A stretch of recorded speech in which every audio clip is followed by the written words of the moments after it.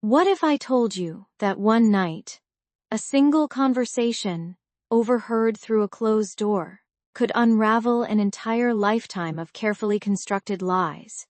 What if that conversation, between the people who were supposed to love you unconditionally, turned your world into a battlefield and ignited a fire of resentment so fierce it consumed everything in its path?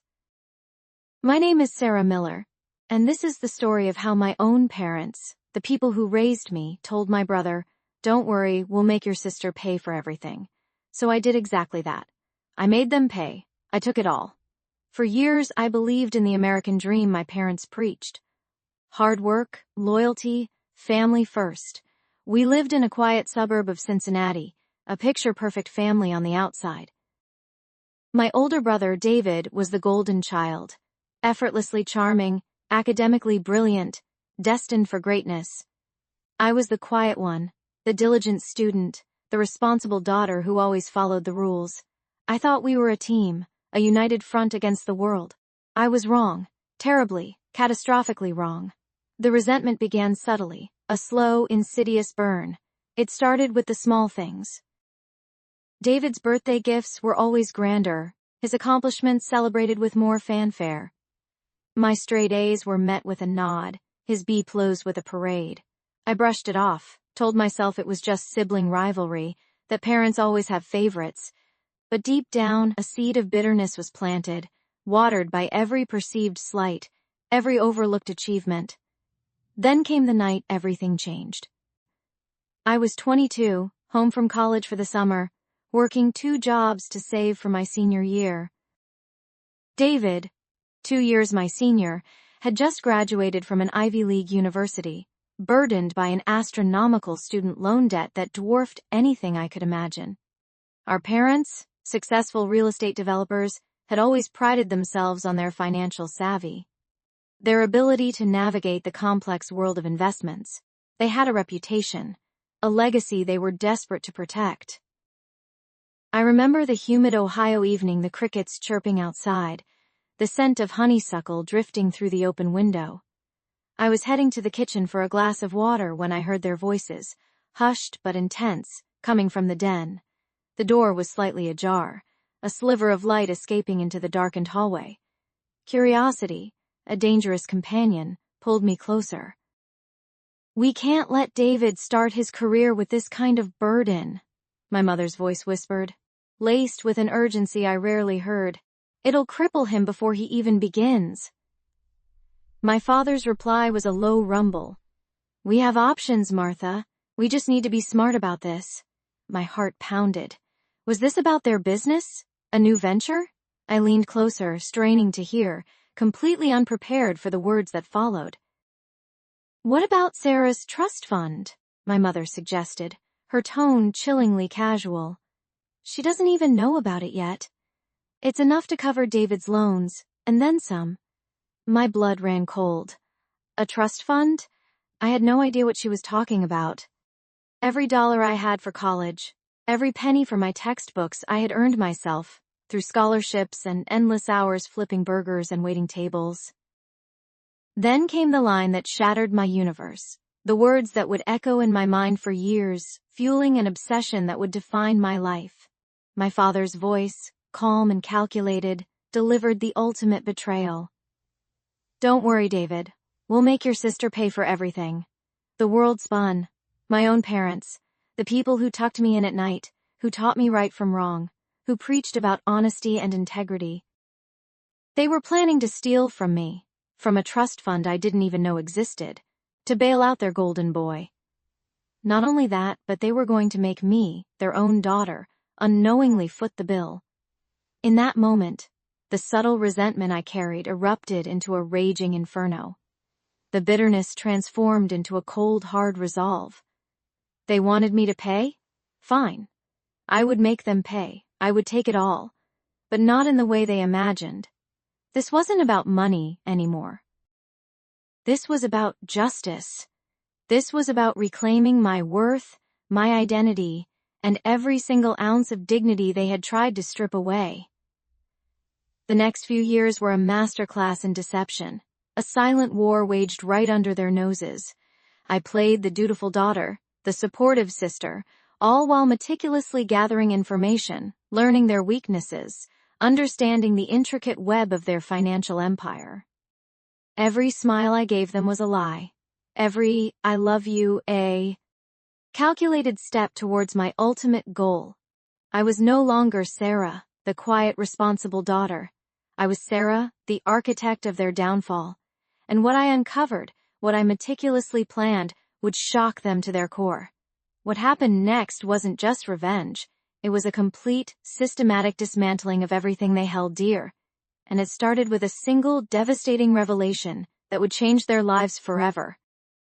The air in our house always felt heavy, thick with unspoken resentments and the suffocating weight of my parents' expectations. My name is Alara, and for as long as I could remember, I existed in the shadow of my younger brother, Liam. He was the golden child, the prodigy, the one destined for greatness. I was just Alara. My parents, bless their hearts, never missed an opportunity to remind me of this stark reality, often with a casual cruelty that burrowed deep into my bones.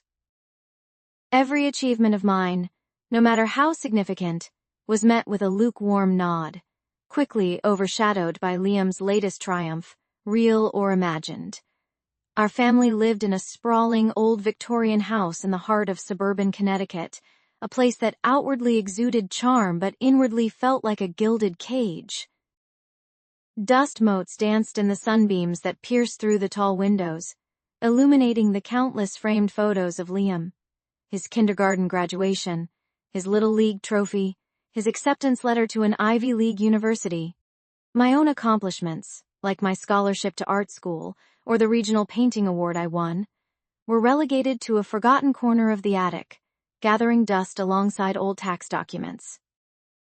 My parents' favoritism wasn't subtle. It was a blaring siren, a constant, grating noise in my life. It reached its crescendo, however, during the summer of my senior year of high school. I had just received a full scholarship to the prestigious Rhode Island School of Design, a dream I had nurtured since childhood. It felt like a breakthrough, a chance to finally carve out my own space, away from the oppressive atmosphere of our home. I burst into the living room, waving the acceptance letter like a flag of victory, expecting at least a modicum of shared joy. My mother, Beatrice, was meticulously arranging hydrangeas in a vase, her back to me. My father, Richard, was engrossed in the stock market report on his tablet. "Look!" I exclaimed, my voice trembling with excitement. "I got the RISD scholarship! Full ride!" My mother turned, a faint, almost imperceptible smile gracing her lips. "That's nice, dear," she said, her tone as flat as the Connecticut landscape in winter. My father grunted, not even bothering to look up. My heart, which had been soaring moments before, plummeted. It was the usual dismissal, the familiar sting of being unseen. Then, Liam walked in, fresh from soccer practice, muddy cleats tracking dirt across the pristine Persian rug. He was holding a crumpled flyer for a summer internship at a local accounting firm. "Guess what, guys?" he announced, his voice brimming with manufactured enthusiasm. "I got the internship! It's unpaid, but it's great experience for business school." Suddenly, the room was alive. My mother rushed to him, enveloping him in a hug. "Oh, Liam, that's wonderful! We're so proud of you!" My father finally looked up, a genuine beaming smile transforming his usually stoic face. "That's my boy. Unpaid now, but it'll pay dividends later. We'll cover your expenses, of course." "Anything you need." That was the moment.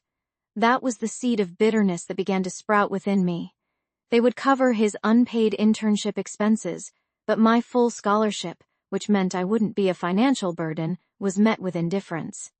I stood there, clutching my acceptance letter, feeling utterly invisible. Later that evening, after Liam had gone to bed, I overheard them talking in the study. The door was ajar, and their voices, usually hushed, carried clearly through the quiet house. "Liam's future is so bright," my mother whispered, her voice laced with adoration. "He's going to achieve so much." "Indeed," my father responded, his voice filled with pride. "He's worth every penny. Ilara, on the other hand, well, at least she got that scholarship. Saves us a fortune, doesn't it? A cold knot formed in my stomach. I pressed closer to the door, my heart pounding. Then my father said, "Don't worry, Liam will need funds for his entrepreneurial ventures, his MBA, his first business. Alara's education is covered now, but when it comes to Liam's big plans, we'll make your sister pay for everything." My breath hitched. They weren't talking about me contributing to family expenses.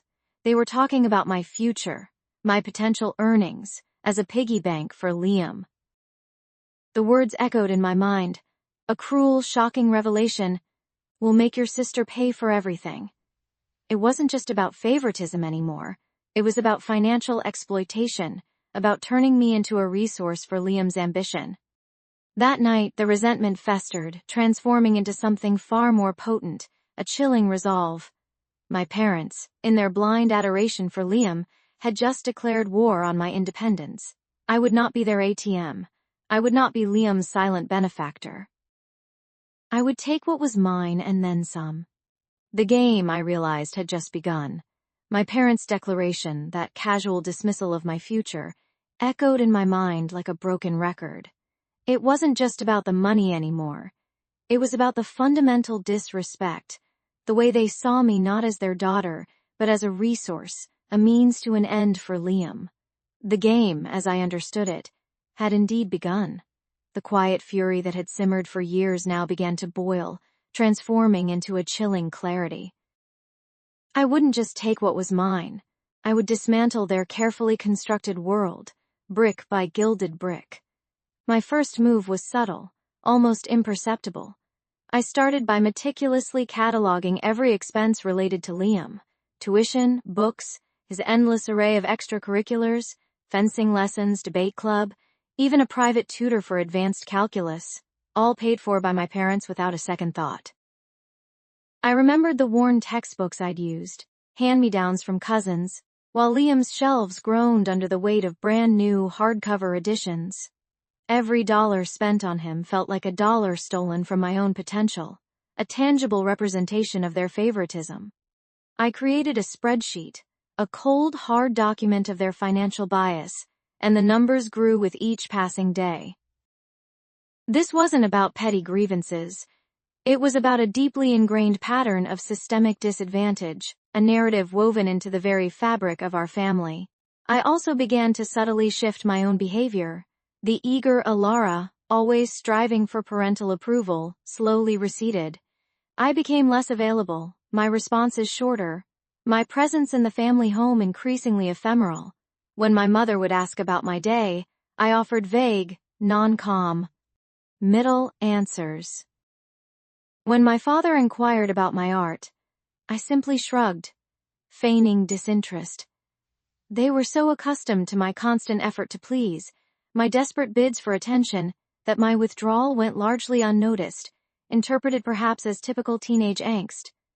This was my camouflage, allowing me to observe, to plan, to gather more intelligence without raising suspicion.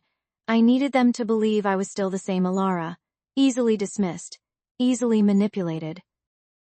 The true turning point came during Liam's senior year of high school. He had applied to an elite university, one with an astronomical tuition. My parents, of course, were ecstatic, already envisioning him walking across the stage, cap and gown, a beacon of their success. They spoke openly about how they would manage the costs, their voices carrying through the thin walls of our Victorian house. I heard my mother, in a hushed tone, tell my father, "Don't worry, Richard. Ilara's scholarship means we have more flexibility. We can manage Liam's tuition easily."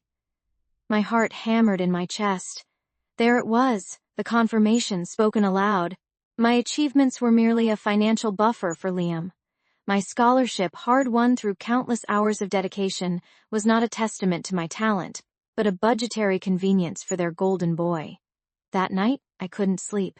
The words replayed in my mind, a cruel symphony of neglect. I stared at the ceiling, the shadows of the old house dancing around me, and a new, more dangerous thought began to take root. If my scholarship was their savings account, then perhaps I could become their biggest withdrawal. I started researching, not just art schools, but financial aid policies, scholarship stipulations, and the intricate web of university funding. I discovered loopholes, clauses, and regulations that could be exploited. My artistic talent, once a source of pure joy, now became a weapon in my arsenal. I remember one particularly tense dinner. Liam was regaling them with tales of his latest academic triumph, a perfect score on a mock exam. My parents beamed, their eyes filled with unadulterated pride. My mother turned to me, a saccharine smile on her face. "Alara, dear, aren't you proud of your brother? He's truly exceptional." The words felt like a slap. I forced a smile, a hollow imitation of genuine warmth.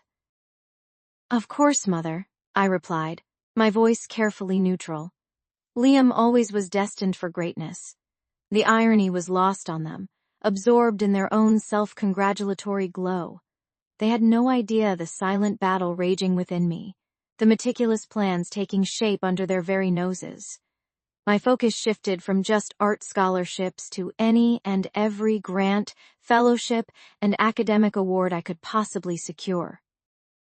I spent hours in the library, poring over obscure publications, applying for anything that even remotely fit my profile. I honed my essays, not just to showcase my artistic vision, but to craft narratives of resilience, of overcoming adversity, narratives that would resonate with scholarship committees.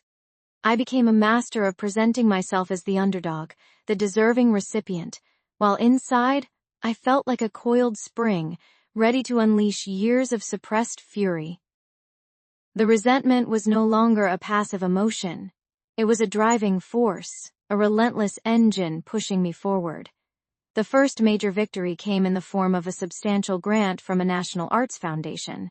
It wasn't tied to any specific university, a flexible fund meant to support emerging artists. I didn't tell my parents about it immediately. I wanted to savor the secret, the knowledge that I was building my own financial independence, completely separate from their expectations. This money was mine, earned through my own merit, and it would be the first brick in the wall I was building between myself and their suffocating control. The game was progressing, and I was playing to win. My secret financial ventures grew, slowly at first, then with an accelerating momentum that surprised even me. The online art commissions, once a trickle, became a steady stream. I expanded my reach, leveraging social media and art communities to find clients eager for custom pieces.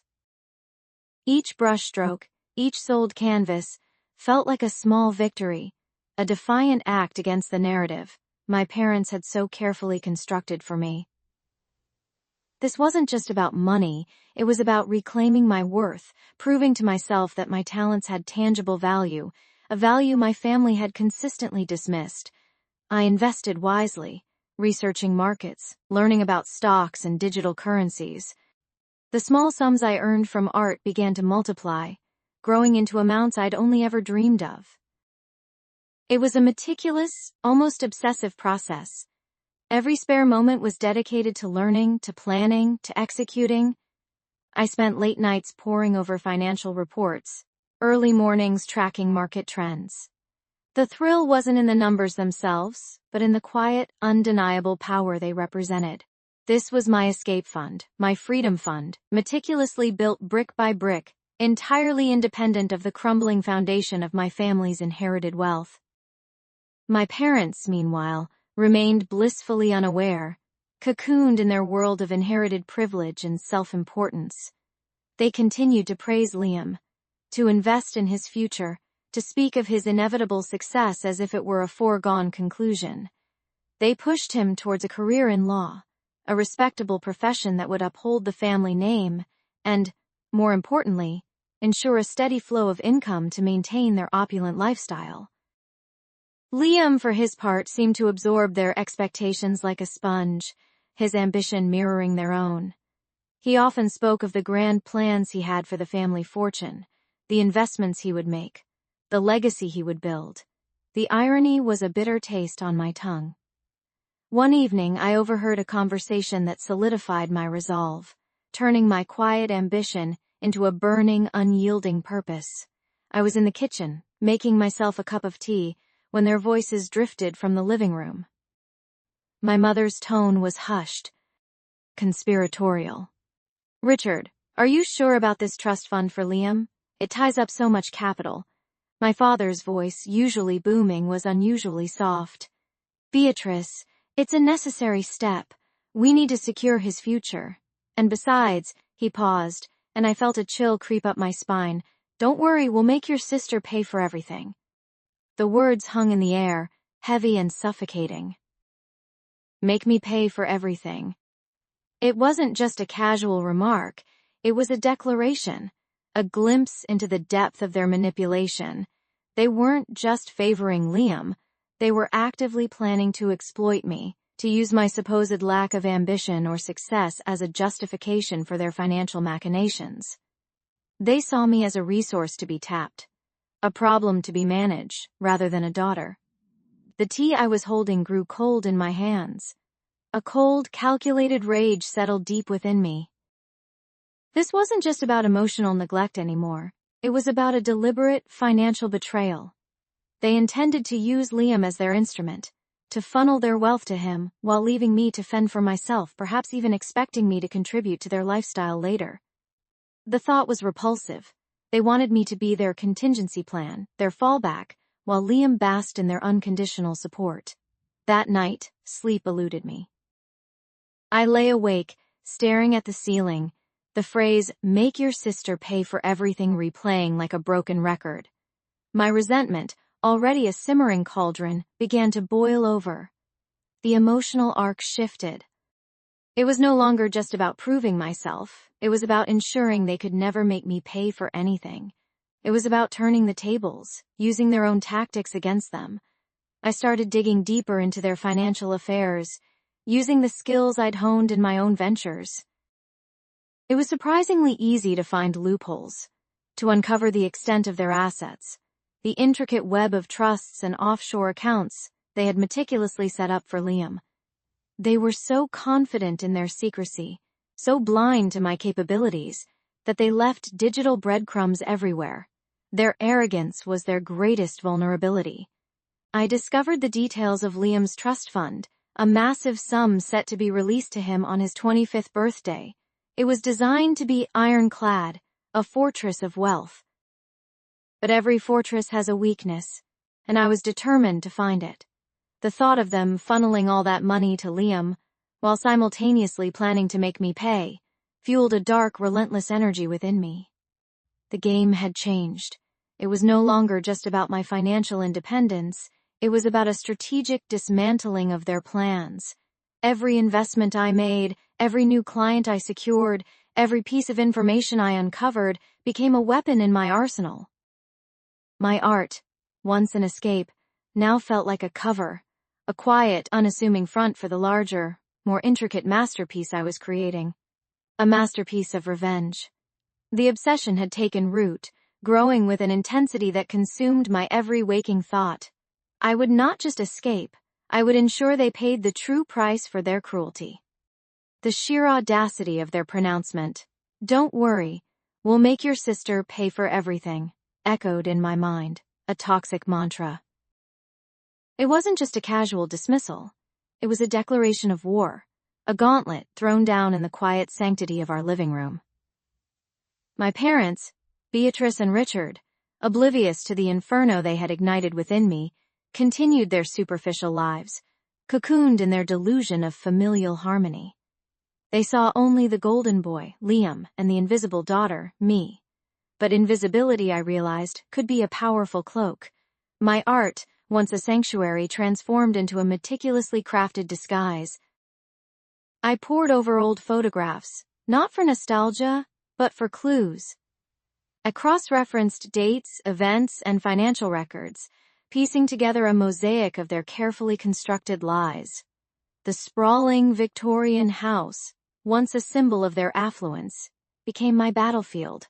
Every creaking floorboard, every dust-laden attic corner whispered secrets. I found hidden ledgers, not just detailing expenses, but chronicling their financial manipulations, their shady investments, their under-the-table dealings that kept Liam afloat and me in the shadows. The deeper I dug, the more insidious their deception became. I discovered that the scholarship Liam received for his prestigious university wasn't a scholarship at all. It was a substantial trust fund, established by my paternal grandfather, specifically earmarked for the higher education of both his grandchildren. My portion, however, had been systematically siphoned off, year after year, to cover Liam's escalating tuition, his extravagant living expenses, and even his numerous failed business ventures. My parents had embezzled my future, line by painstaking line, to prop up their golden idol. The art school scholarship I'd worked so hard for, the one I'd waved like a flag of victory, was simply a convenient narrative for them, a way to explain my departure without revealing their financial malfeasance. The betrayal was a physical blow, a cold, sharp blade twisting in my gut. It wasn't just about money, it was about every sacrifice I'd made, every dream I'd deferred, every ounce of self-doubt they had meticulously cultivated within me. They hadn't just neglected me, they had actively sabotaged my life, all while showering Liam with unearned advantages. The resentment I had harbored simmered, then boiled, then erupted into a burning obsession. I wasn't just seeking justice, I was seeking retribution. I began to meticulously document everything. I photographed bank statements, cross-referenced property deeds, and even found old forgotten wills that explicitly detailed my grandfather's intentions. The evidence mounted, undeniable and damning. I created encrypted digital files, backups stored in multiple secure locations, knowing that once I unleashed this, there would be no turning back. My heart pounded with a rhythm that was half fear, half exhilaration. The moment I decided to act wasn't a sudden epiphany, it was a slow, deliberate crystallization of purpose. It happened during one of their infrequent, obligatory phone calls. My mother, in her saccharine voice, asked about my art, then swiftly pivoted to Liam's latest brilliant idea, a tech startup that predictably required more capital. "He's just so ambitious," she gushed, completely oblivious to the bitter irony. "We're so proud."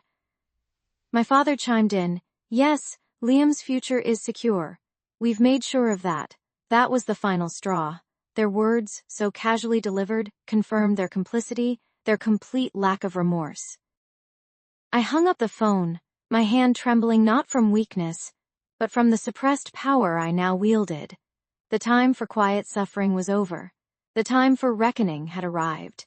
I spent weeks meticulously planning my next move. I consulted with a trusted, discreet lawyer, presenting my case with cold, hard facts, leaving no room for emotional appeals. He was initially skeptical, but as I laid out the evidence, the forged signatures, the manipulated accounts, the blatant disregard for my grandfather's will, his expression shifted from doubt to grim understanding. He warned me of the potential fallout, the public scandal, the irreparable damage to our family name. I simply met his gaze, unwavering. "There's nothing left to damage," I told him, my voice flat. "They destroyed it all years ago." My plan wasn't just about reclaiming what was mine. It was about exposing the truth, shattering their carefully constructed facade for the world to see. I knew the blowback would be immense, the emotional cost immeasurable, but the thought of Liam, finally stripped of his unearned privilege, and my parents, facing the consequences of their callous choices, fueled my resolve. The stage was set. The curtain was about to rise on their grand unraveling. I could almost taste the bittersweet victory. The email landed in my parents' inbox, a digital grenade disguised as a polite notification. It was from the university, a formal request for an emergency meeting regarding Liam's financial aid. I had timed it perfectly, waiting until after the final tuition payment deadline had passed, after they had already celebrated his supposed full ride. My heart hammered against my ribs, a frantic drumbeat of anticipation. I pictured them, my mother's carefully coiffed hair, my father's perpetually furrowed brow, as they read the words, each one a hammer blow to their carefully constructed facade. I didn't wait for their call. I knew it would come. Instead, I went to my studio, a small rented space downtown, filled with the scent of turpentine and the quiet hum of my own artistic endeavors. I worked on a new piece, a stark, abstract canvas of fractured light and shadow, pouring all my years of suppressed anger and simmering resentment into each brushstroke. The phone vibrated, an insistent buzz against the wooden table.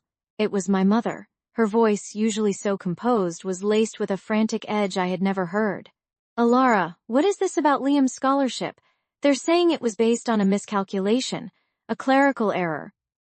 They want us to pay the full tuition, immediately." Her words tumbled out, a cascade of disbelief and panic. I feigned surprise, my voice a carefully modulated blend of concern and confusion. "A clerical error? That's awful, Mom. What happened? They're saying his academic record wasn't as strong as they initially thought, that some of the AP credits didn't transfer, that his extracurriculars weren't as impactful as the application stated. It's a mess, Alara. A complete mess." Her voice cracked, a sound that, for once, brought me no satisfaction. This wasn't about her suffering, it was about the truth finally being revealed.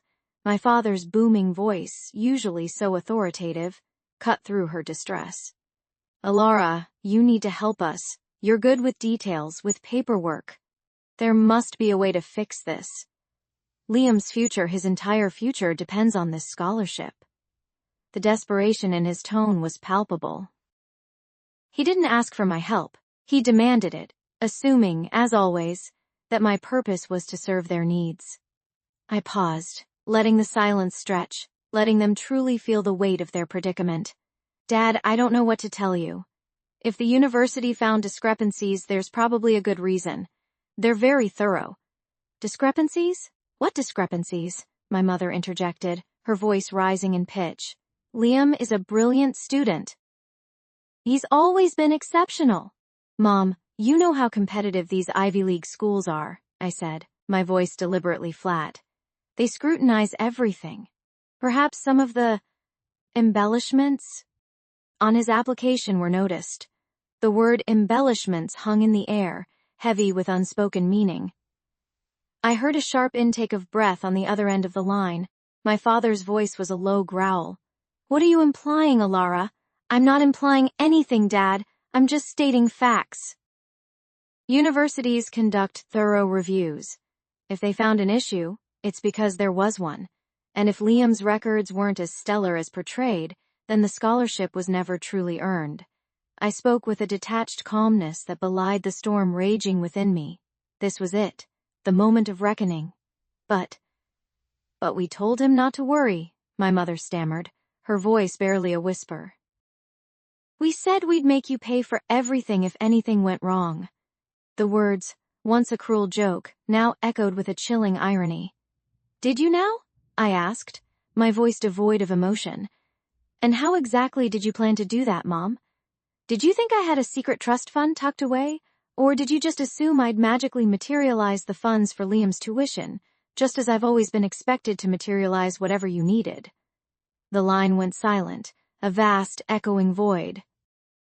They had no answer, because they had no plan, no foresight beyond their own self-serving delusion. They had always relied on my unspoken compliance, my inherent desire for their approval, to smooth over their mistakes. But that well had run dry. "So what do we do?" my father finally asked, his voice stripped of its usual bravado, sounding surprisingly small. "That's for you to figure out, Dad," I replied, my voice steady, unyielding. "You made your choices. Now you have to live with the consequences." I didn't gloat. I didn't yell. There was no theatrical triumph, just a profound sense of quiet finality. The weight of years, of being overlooked, of being told I was less, lifted from my shoulders. It wasn't victory. It was simply balance. Justice, not revenge. The phone clicked as I ended the call. The silence in my studio was no longer heavy. It was a vast open space, ready to be filled with my own creation, my own life. The silence in my studio was no longer heavy. It was a vast open space, ready to be filled with my own creation, my own life. The phone clicked as I ended the call, the finality of it echoing in the quiet. There was no theatrical triumph, no dramatic mic drop, just a profound sense of quiet balance. The weight of years, of being overlooked, of being told I was less, had finally lifted from my shoulders. It wasn't victory in the traditional sense. It was simply justice, not revenge. Liam's frantic calls started almost immediately. He had always been prone to dramatics, but this was a new level of desperation. His voice, usually so self-assured, was thin, reedy, laced with panic. He couldn't understand why his accounts were frozen, why his investments had vanished, why the family trust, his supposed inheritance, was suddenly empty. He threatened lawsuits, accusations of fraud, even implied I was somehow involved in some grand conspiracy. I let him rage, listening to the unraveling of his carefully constructed world. His privilege, once a shield, was now a spotlight, illuminating every past slight, every casual dismissal he had ever thrown my way. My parents, Beatrice and Richard, were next. Their calls were a cacophony of outrage and disbelief. "How could you do this, Alara?" my mother shrieked, her voice cracking with the betrayal I had felt my entire life. "Liam's future. Our legacy." My father, ever the pragmatist, was more direct. "This is madness. You'll be disinherited. You'll have nothing." He didn't realize I already had nothing, at least not in their eyes. Their threats were empty. Their power over me evaporated the moment I decided to reclaim my own narrative. I calmly explained that Liam's assets, the ones they had so gleefully promised him at my expense, were now precisely where they belonged, back in the family trust, designated for educational scholarships for underprivileged art students. It was an ironic twist, a full circle. The money they had intended to use to make me pay was now paying for the dreams of others, dreams they had so readily dismissed in me. The confrontation with Liam was inevitable. He showed up at my studio unannounced, his face blotchy, his expensive suit rumpled. He looked smaller, somehow, without the arrogant sheen of inherited wealth. "Alara, what have you done?" he demanded, his voice hoarse. "Everything is gone. My entire future." "Your future, Liam," I said, my voice steady, "was built on the foundation of my past. On everything I was denied, everything you were given without earning." I watched his face contort with a mix of anger and dawning comprehension. He finally saw it. Not just the money, but the years of neglect, the constant comparison, the casual cruelty that had defined our relationship. "This isn't about revenge, Liam," I continued. "It's about balance. About taking back what was always mine, not just financially but emotionally. My worth, my voice, my space in this family." He spluttered, unable to form a coherent argument.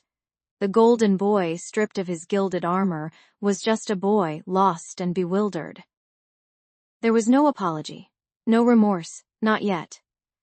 But there was a flicker of something new in his eyes, fear, and perhaps, for the first time, a glimmer of understanding. He left as abruptly as he arrived, the silence he left behind no longer empty, but filled with the promise of a future I was finally free to define. My parents eventually tried to mend fences, but the chasm was too wide. They never truly understood, not the depth of their favoritism, nor the quiet strength it had forged in me. I continued my work, my art now infused with a raw honesty, a fierce independence that resonated with galleries and collectors. My studio, once a refuge, became a launchpad. Months turned into a year. I received an unexpected letter from Liam. It was short, hesitant, devoid of his usual bluster. He had taken a job, something humble, something he had to work for. He mentioned he was volunteering at a local community center, teaching kids about financial literacy. He didn't apologize directly, but the tone was different. He was learning. He was growing. The cost had been high, the emotional toll immense. I had lost the illusion of a loving family, but gained something far more valuable, myself. The bitterness had faded, replaced by a quiet contentment. The empty promises of my childhood had been transformed into a tangible legacy, not for me, but for others who deserved a chance. I had created my own future, one brushstroke at a time, on a canvas of my own choosing. My name was Alara, and I was finally free. The gavel slammed down, echoing in the hushed courtroom. "Order in the court!" the judge's voice boomed. My heart pounded a frantic rhythm against my ribs, a drum solo of impending justice. For months, I had meticulously built this case, every piece of evidence a brick in the wall I was constructing, around my parents and my brother, Mark. This wasn't just about the money anymore. It was about the years of being invisible, the constant comparisons, the whispered promises they made to Mark about my future inheritance. They had promised him they would make me pay for everything. Tonight they would. The verdict came swiftly. The judge's pronouncement was a blur of legal jargon, but the final words cut through the haze. Guilty on all counts of financial fraud and elder abuse. A collective gasp swept through the gallery. My parents, once so confident, so dismissive of my warnings, sagged in their seats, their faces a mask of disbelief. Mark, who had sat beside them, his smug grin now wiped clean, looked like a child who had just been told Christmas was canceled forever. I watched them, a strange mix of vindication and sorrow churning inside me. This wasn't the joyous celebration I'd imagined. It was a heavy, quiet acknowledgement of a deeply broken family. The aftermath was a whirlwind. News cameras swarmed the courthouse steps, their flashes like angry fireflies. Reporters shouted questions, their voices a cacophony I barely registered. I walked through it all, a ghost in my own triumph. My parents received significant prison sentences, their carefully constructed lives crumbling around them. Mark, implicated in their schemes, faced a future of financial ruin and legal battles. The empire they had built on lies and manipulation, the one they had intended for Mark, was now nothing but rubble. The house, the one I had grown up in, the one they had promised to Mark, was seized by the state. I stood outside it weeks later, a chill wind whipping around me, the for sale sign a stark white flag of surrender. The manicured lawn looked overgrown, the once vibrant flowers wilted. It was a shell, devoid of the warmth it once held, or perhaps had never truly held for me. I remembered standing on that porch as a child, listening to my parents tell Mark how special he was, how everything would one day be his. The irony was a bitter taste in my mouth. The legal fees had been astronomical, a significant portion of the inheritance I had fought so hard to protect. But it wasn't just about the money. It was about reclaiming my narrative, about proving to myself, and to them, that I was not a disposable asset. The fight had consumed me, turning me into someone I barely recognized, hardened, cynical, constantly on guard. The obsession had been a necessary evil, a driving force, but it had also left scars. One quiet afternoon, months after the dust had settled, I found myself sitting by the lake where my grandmother used to take me fishing. The sun dappled through the leaves, casting dancing shadows on the water. I thought of her, the only one who had ever truly seen me, truly valued me. She would have understood. She would have told me that some battles, even when won, leave you with a different kind of wound. The phone rang, jolting me from my reverie. It was my aunt, a distant relative who had always been kind. She spoke softly, her voice filled with a gentle understanding. She told me about a small charity in my grandmother's name, one that helped young people pursue their passions, something my grandmother had always encouraged. A spark ignited within me, a warmth I hadn't felt in years. This was it. This was the true legacy. I decided to donate a substantial portion of the remaining inheritance to the charity. It felt right, like completing a circle. The money, once a symbol of their betrayal, became a tool for positive change, a way to honor my grandmother's memory and support dreams, not destroy them. The act of giving, of letting go of the need for more, brought a profound sense of peace. The bitterness that had clung to me for so long began to dissipate, replaced by a quiet strength. The path to justice had been long and arduous, fraught with emotional landmines. I had lost family, yes, but I had found myself. I had learned the true cost of revenge, not just for those who suffered its consequences, but for the one who sought it. The triumph wasn't in their downfall, but in my own resilience, in my ability to rebuild, to choose light over shadow. I had taken it all, not to keep it, but to transform it.